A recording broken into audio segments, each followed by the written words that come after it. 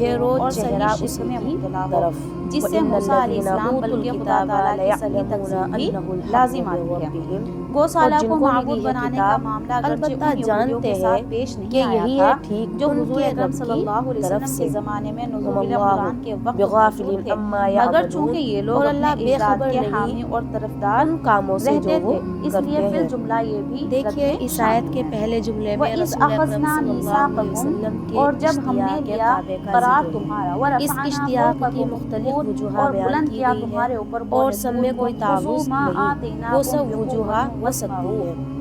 پکڑو مثلاً جو ہم نے کہ تم حضور کو دیا اکرم صلی اللہ زور علیہ سے۔ وسلم کیا نزول کہہ رہے ہیں؟ وحی اور خُذُوا مَا عطائے نبوت آتَيْنَاكُمْ سے پہلے بِقُوَّةٍ وَاسْمَعُوا، اپنی کہ طبیعت و پکڑو جو فطرت سے ہم نے ملت دیا ابراہیم تم کے کو زور تابع سے کام اور کرتے سنو۔ تھے، قَالُوا اور نزول سَمِعْنَا وحی کے بعد وَعَصَيْنَا، قرآن نے بھی تو آپ ان کی کے بڑے شریعت کو کہنے ملت لگے کہ ہم نے ابراہیم سن علیہ تو السلام لیا کے مطابق اور ہم قرار دے مانتے دیا، نہیں۔ اور وَأُشْرِبُوا حضرت فِي ابراہیم قُلُوبِهِمُ اور الْعِجْلَ اسماعیل علیہ بِكُفْرِهِمْ، السلام کا اور قبلہ پلائی بیت گئی اللہ ان تھا، کے دلوں میں اس محبت لیے اسی آپ کی دلی بچھڑے خواہش یہ کے تھی بسبب کہ ان کے آپ کا کفر اور کے۔ مسلمانوں کا کیا کہہ رہے قبلہ ہیں بھی کہ وہی پلائی کعبہ گئی ان بیت کے اللہ دلوں میں قرار محبت دے